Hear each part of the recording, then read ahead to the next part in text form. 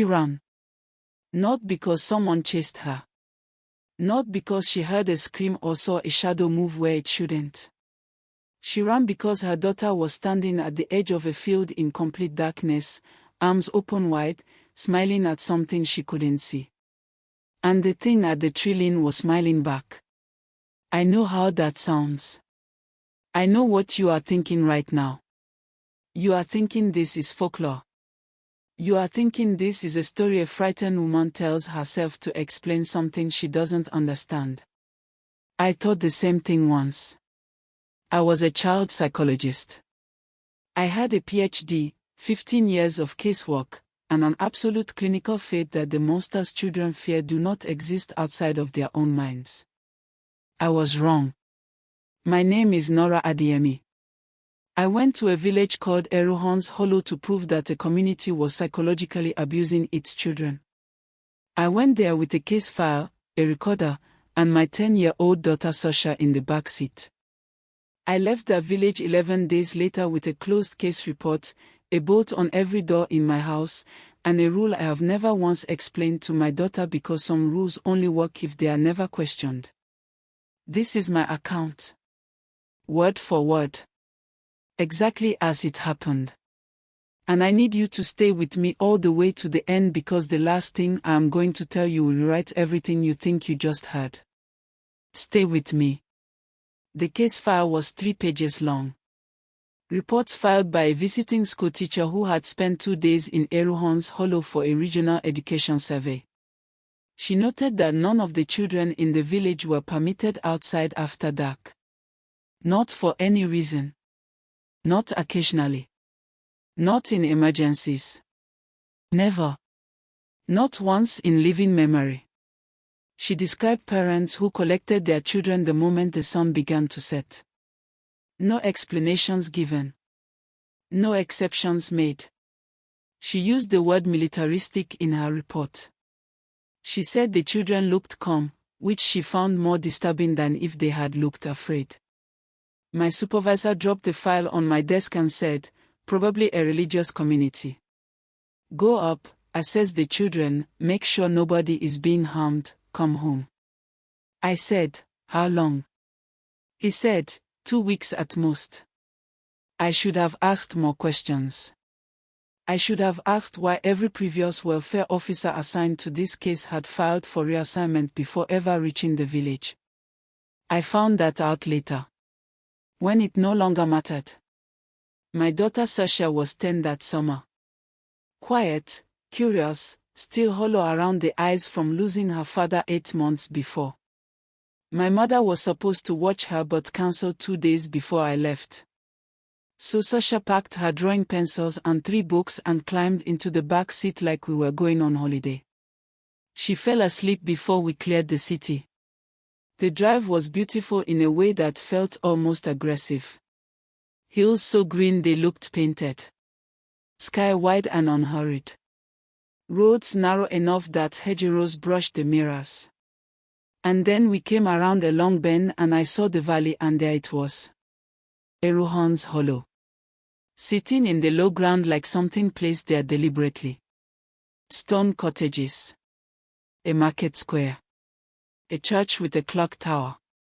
Flower boxes in every single window. Perfect. That was the only word for it. And from the moment I saw it, something in my chest would not settle. The village liaison was a woman named Clara. Warm, unhurried, the kind of person who makes you feel welcome before she finishes her first sentence.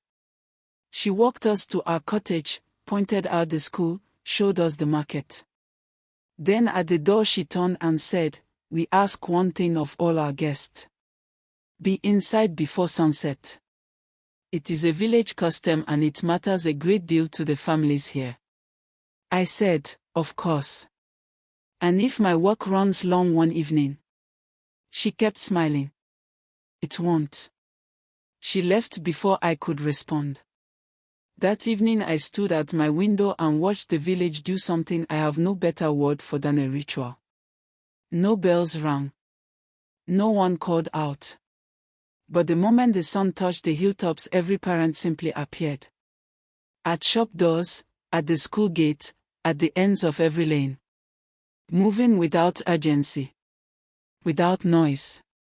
Collecting their children the way you collect something irreplaceable before a storm. In under 20 minutes every child was inside. Every curtain drawn. Every door shut. The village went completely silent. Not frightened silent. The silence of something that knows exactly what it is doing and has known for a very long time. I wrote in my journal that night, they are not afraid. They are prepared. There is a difference and I do not yet understand it. Sasha appeared at my elbow while I was writing. She said, "Mom, I made a friend today."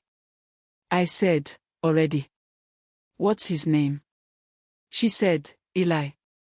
He told me something right before his mom came to get him." I said, "What did he tell you?" She was quiet for a moment. Then she said, "I can't remember." She went to bed. I told myself it was nothing. Children forget things. She was tired from the drive. I told myself all of this with great confidence and then lay awake in the dark for 4 hours listening to a village that made absolutely no sound at all. If you are watching this and you have children, do not go anywhere. Because what I found the next morning changed how I understand childhood itself. And before this is over, it will change how you see it too. The assessment started the following morning. I set up in a bright room at the school. Small chairs, a low table, crayons, and blank paper I always leave out during sessions. Children draw what they cannot say out loud. Every psychologist knows this. I saw 11 children that first day. They were polite. Calm. Articulate in a way that was almost unsettling. They answered every question directly, made eye contact, showed no obvious signs of fear or distress. By my third session I was already composing the report in my head. Mild situational anxiety. No abuse indicators. Recommend closure. Then I looked at the drawings. Every single child had drawn the same figure. Not similar. Not variations on a theme. The same. Identical. A figure at the edge of a treeline. Tall. Too tall, with proportions that were almost right but not quite. No visible joints at the elbows or knees. Arms hanging at its sides. Just standing. Just watching. I lined all 11 drawings across the table and stepped back and felt something move through me that I had not felt since I was very small. That specific code that lives below the chest when something is deeply wrong and your body understands it before your mind finishes arguing. I told myself, shared imagery. Children talk. Folklore spreads. This is nothing. Then I went to the archive. 200 years of records. Births, deaths, disputes, harvests, weather. And then, 73 years ago, one entry in careful formal handwriting that stopped me where I stood.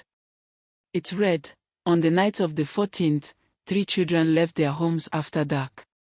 They were recovered from the eastern field at dawn. They were unharmed in body. They did not speak again. They lived full lives. They grew. They married. They had children of their own. But they were not the same. The accord was established this day. Children are not to be outside after the sun sets. This is not a suggestion. This is not a rule. This is a mercy. I read that last line 4 times. This is a mercy. And then tucked between the pages beneath the entry I found a child's drawing. 73 years old. Paper brown at the edges, crayon long faded. A figure at a treeline. Tall. No joints. Arms at its sides.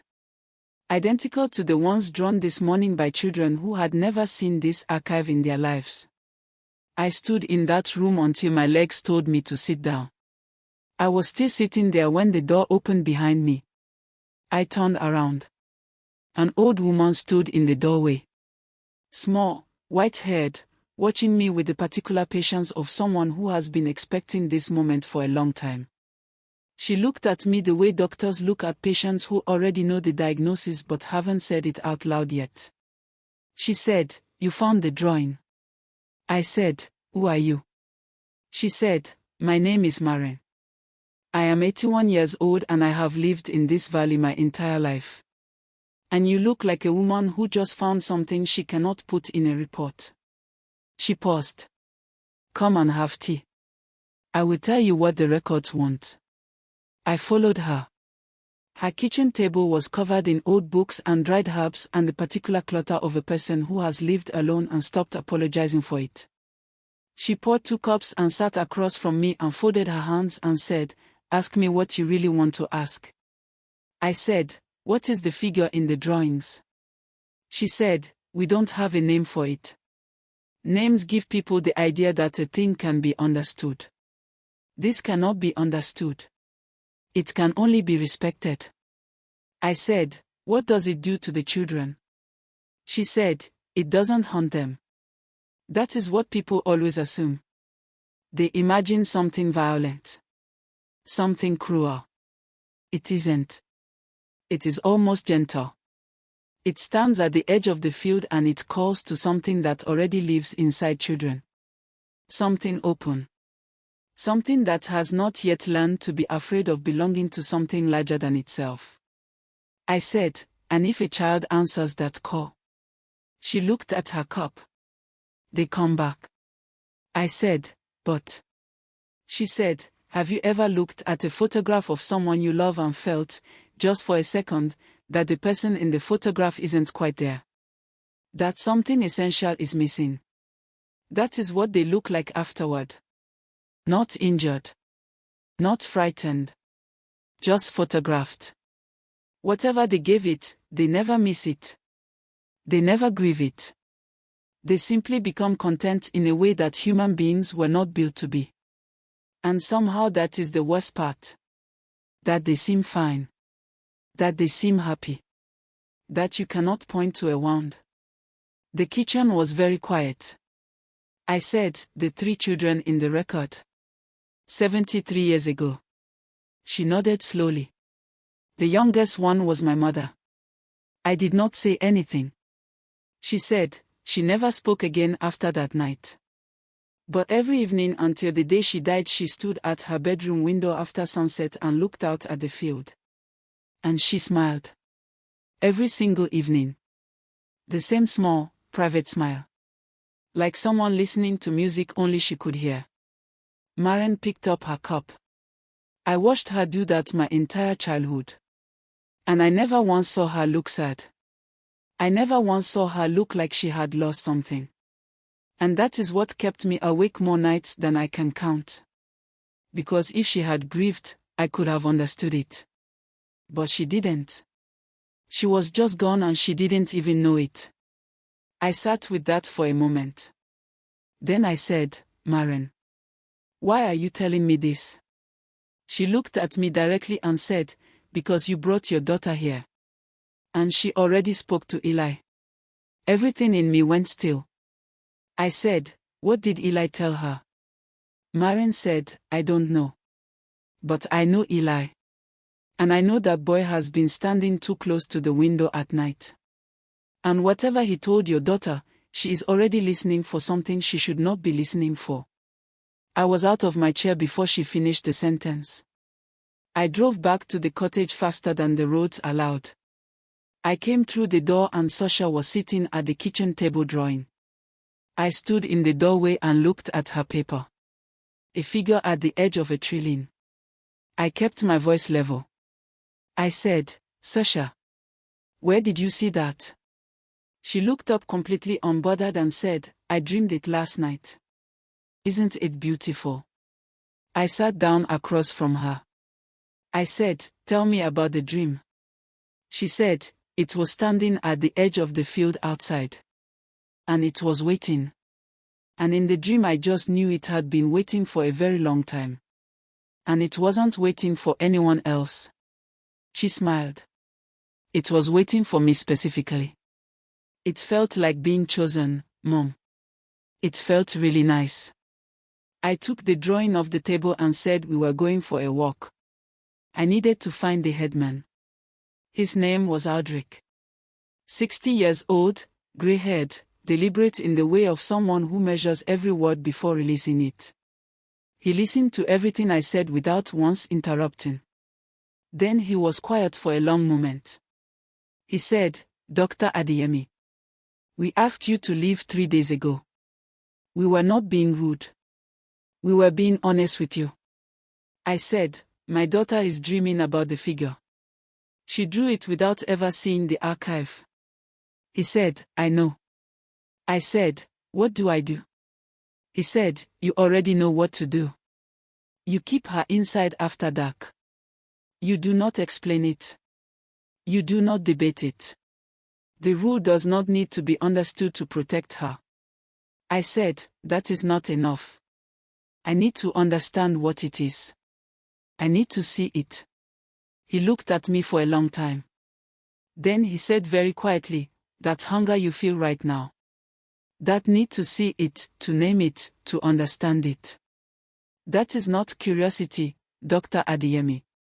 That is the same thing it uses to call the children. It does not only call to the young. It calls to anyone who starts listening closely enough."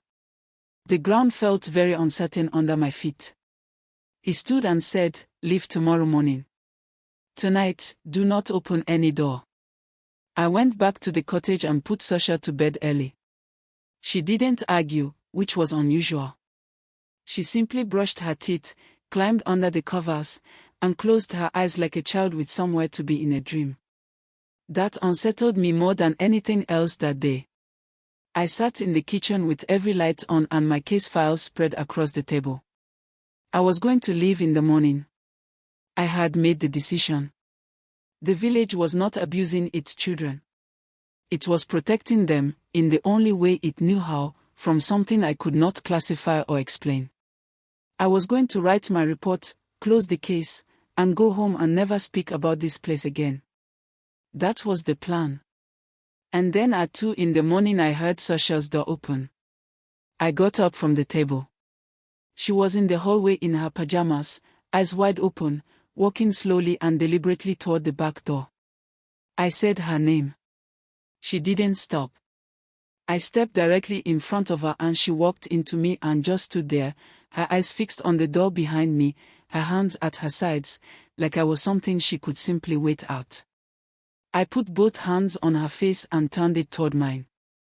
I said, "Sasha, look at me. Right now." She looked at me.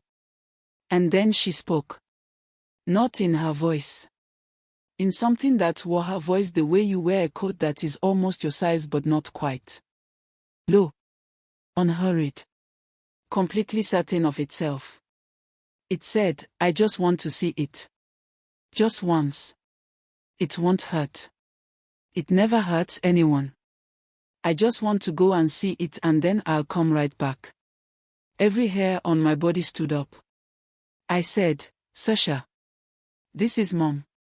You are in the hallway. Come back to me right now."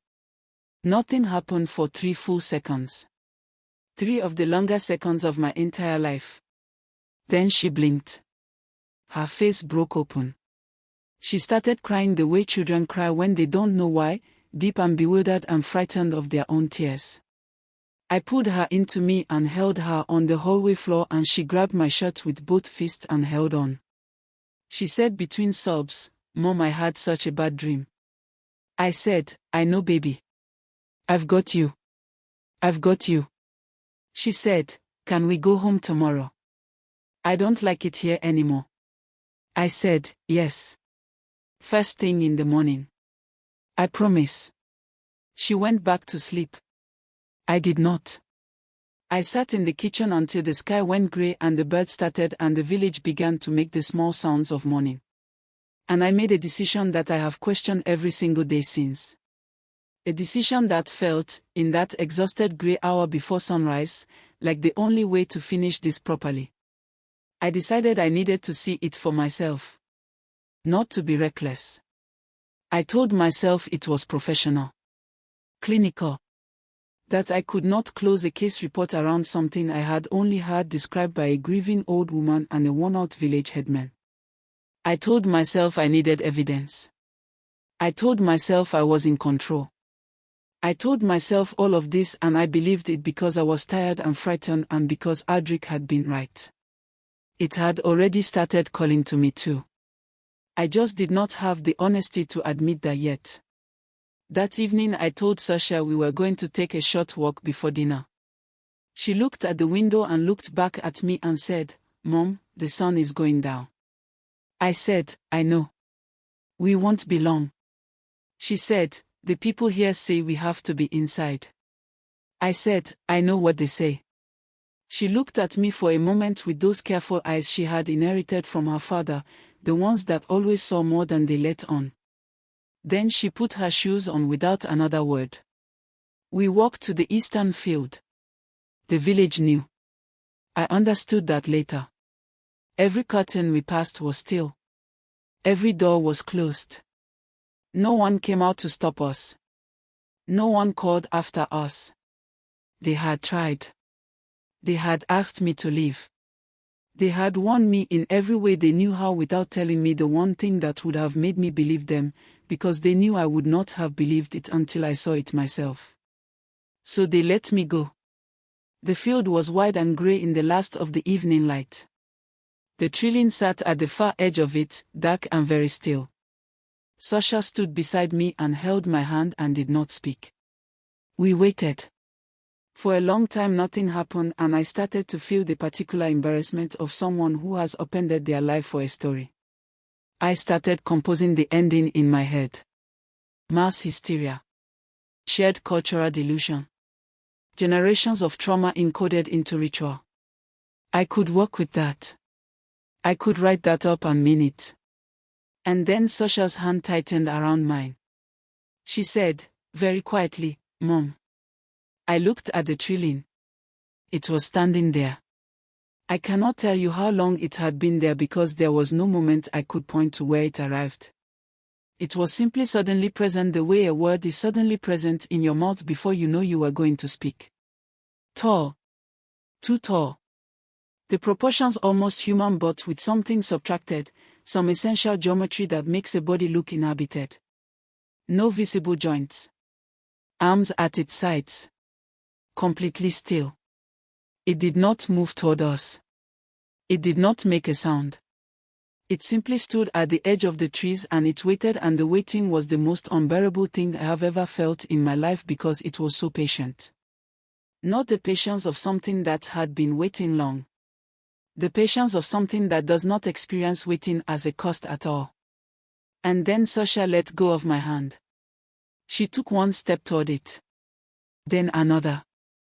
Her arms came up slowly at her sides, palms open, the way children open their arms when they are walking towards something they love. Her face was peaceful in a way I had never seen on her before. Not the peace of sleep or contentment. The peace of absolute certainty. Of a question finally answered. I could not move for one full second. That second will live in me until I die. Then I ran. I grabbed her from behind, both arms around her waist, and pulled her back hard.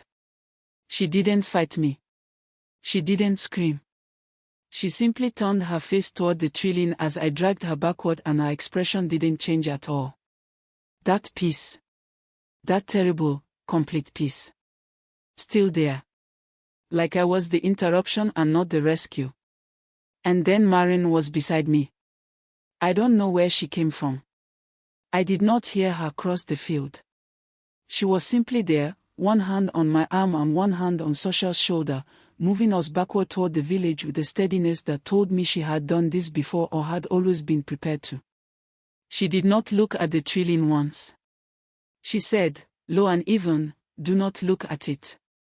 Keep moving. Do not speak to it and do not look directly at it.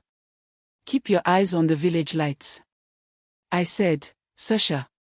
Sasha looked at me. Sasha turned her head slowly and looked at me. Her eyes were her eyes. She was still in there.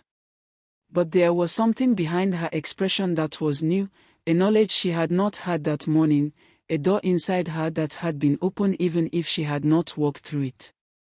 We crossed the field.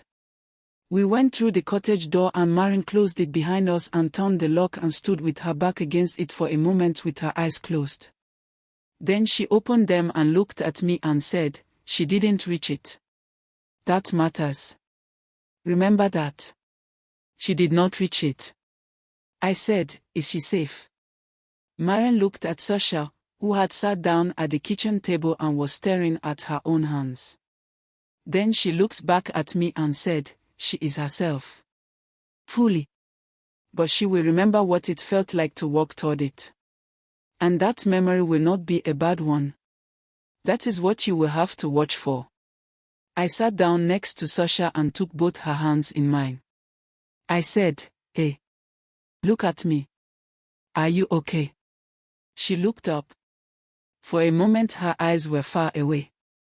Then they focused on my face and she said, "Mom. What was that?" I said, "It doesn't matter what it was. What matters is that we are inside and the door is locked and I am right here." She nodded slowly. Then she said, "It felt like it knew my name." I did not answer that. I could not answer that. Maren made tea that nobody drank and sat with us until Sasha fell asleep on the kitchen couch with her head in my lap. Then she leaned across the table and spoke quietly. She said, "You need to understand something. What your daughter felt out there, that sense of being known, of being chosen, it doesn't go away cleanly. It fades. But it leaves a shape behind. A leaning. For a while she may find herself drawn to windows at night. To open doors. To the edges of things." I said, "For how long?" She said, "It depends on how strongly she heard it. And how clearly you hold her to this side of things." I said, "How do I do that?" She said, "You give her a rule. You do not explain it. You do not debate it. You simply hold it without apology and without gaps. Children can feel when a rule has a gap in it. This one cannot have any." I looked down at Sasha sleeping and felt something move through me that I don't have a clinical word for. It was not fear exactly. It was the specific grief of a parent who understands for the first time that there are things in this world that love for your child is not enough to stop. That you can be present and devoted and still be one unlocked door away from losing them. I said, "Maren. What is it? What does it actually want?" She was quiet for a long moment. Then she said, "I have thought about that question for 81 years. I watched my mother smile at that field every evening of her life. I have sat with the families of the 3 children from the record. I have watched them live long, quiet, contented lives." She paused. "I think it wants what everything lonely wants. To be less alone. And children are the only ones still open enough to offer that. The rest of us have closed too many doors inside ourselves. But a child." She stopped. "A child is still all open doors." The kitchen was very still. Outside the village made no sound. I sat there with my daughter's head in my lap and I thought about every case file I had ever written. Every child I had assessed and cleared and sent home. Every parent I had reassured. I thought about how certain I had been, for 15 years, that the darkness children feared was always interior. Always metaphor. Always something that could be named and therefore managed. I thought about the drawings. 11 children. The same figure. 73 years apart. I thought about Sasha's face in that field. That piece. I thought about Maren's mother standing at her window every evening of her life smiling at something no one else could see. And I understood, sitting in that kitchen in the dark, that there are things in this world that do not require your belief in order to reach your children. That the clinical distance I had spent 15 years building was no protection. It was just a longer walk to the same field. If you have stayed with me this far, I need you to stay just a little longer. Because what happened the next morning, and what I found in Marian's hand at the door when I left, is the part that has never let me sleep a full night since. I packed the car before Sasha woke up. Every bag, every file, every drawing except one that I folded and put in my coat pocket because I did not want it in the car with us, but I could not bring myself to leave it behind. I don't know what I was afraid it would do sitting in a cottage in a village I was never going back to. I just couldn't leave it. Sasha came downstairs quiet and cooperative. She ate half a piece of toast and looked out the window at the field and then looked away and didn't look back. I watched her do that and felt something loosen slightly in my chest. The looking away mattered. It meant she was still choosing. I went to say goodbye to Marian.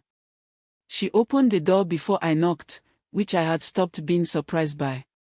She was dressed and alert and holding a folded piece of paper in both hands like she had been standing there waiting since before I was awake. She held it out to me. I said, "What is this?" She said, "Open it when you are off the hill. Not before." I took it. I said, "Marian, will Eli be all right?"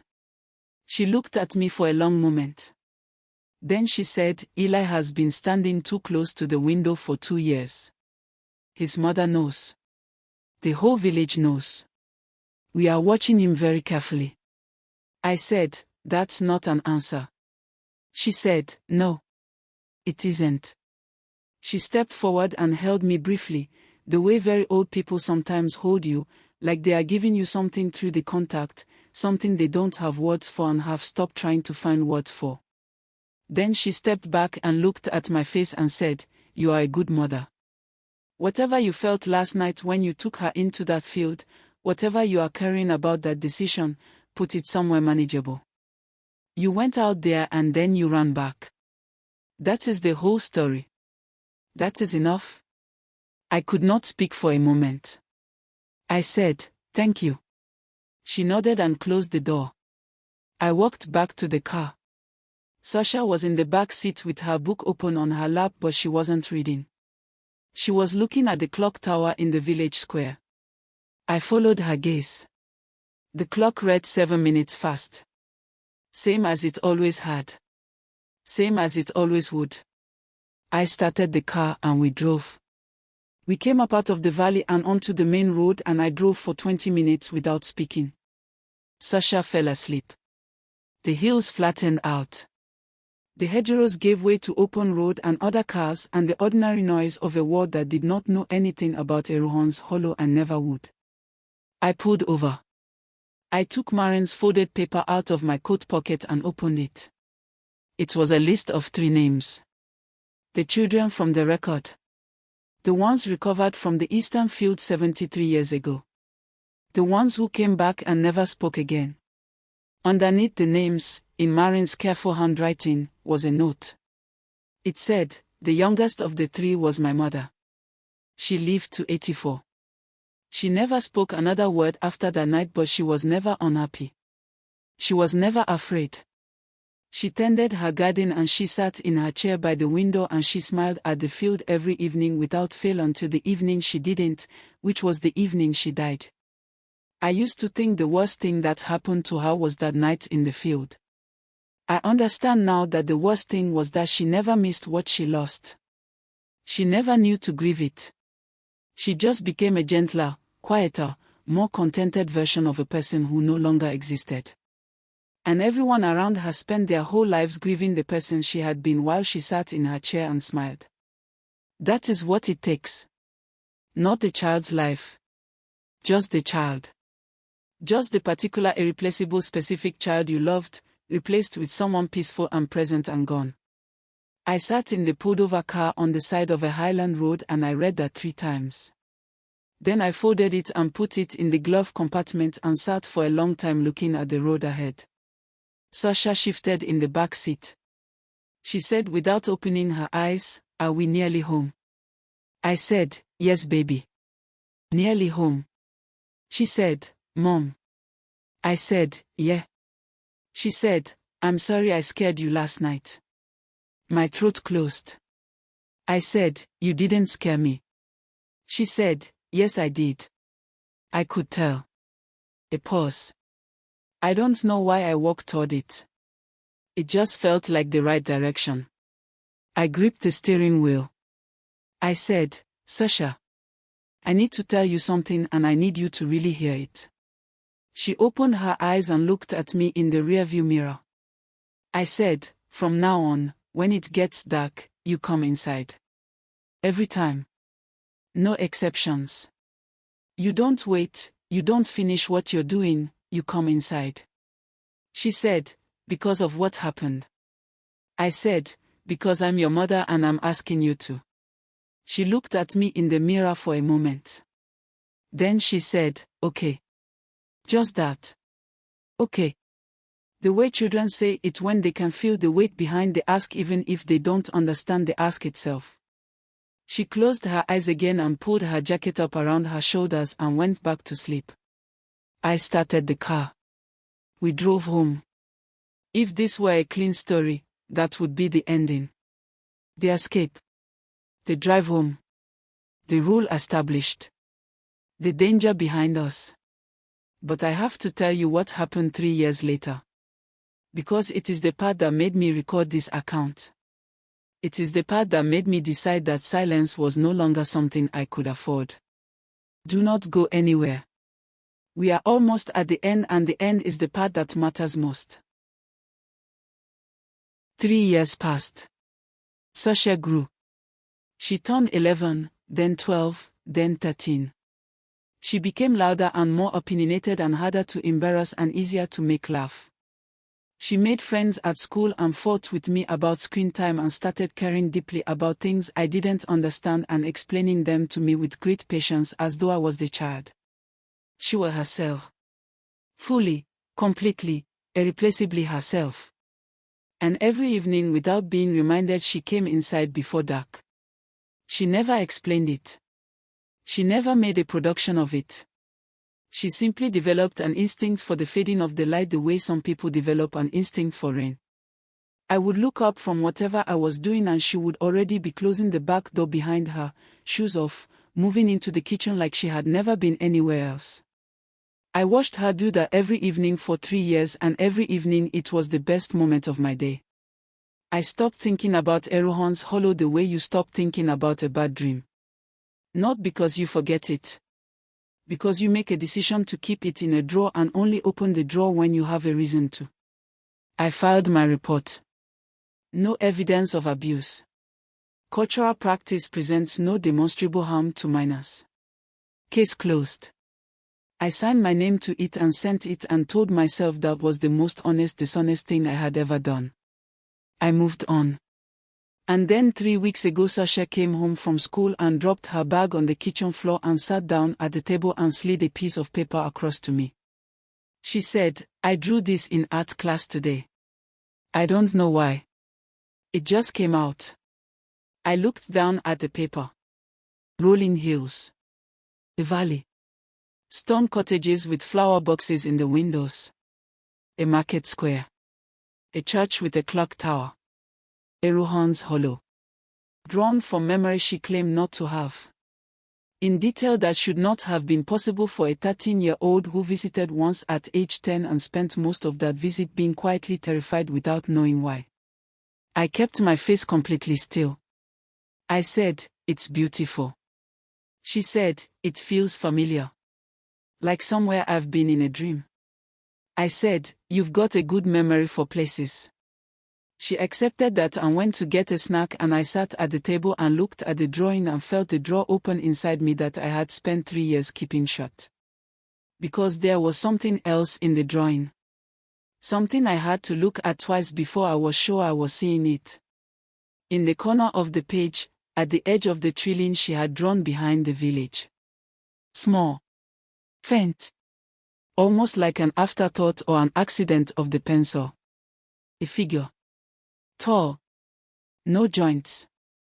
Arms at its sides. Just standing. Just watching. I picked up the drawing and looked at it for a long time. Then I put it face down on the table and went to the window and stood there with my hands pressed flat on the counter and made myself breathe slowly. She had not drawn it consciously. I believe that completely.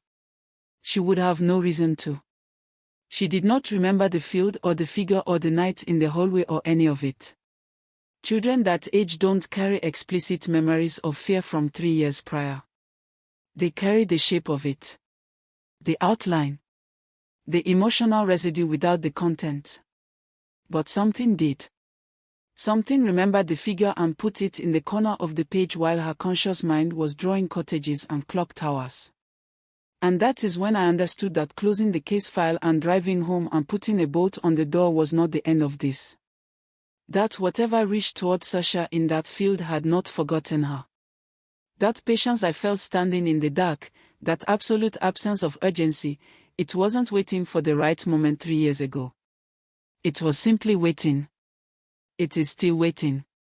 And I am telling you this now because I need you to understand something that I wish someone had told me before I ever drove to that valley with my daughter asleep in the back seat. There are things in this world that do not announce themselves. That do not chase or threaten or perform.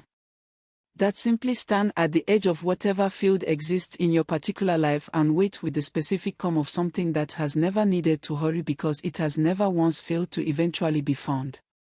They find the open ones first. The ones still young enough to believe that being chosen is the same as being loved.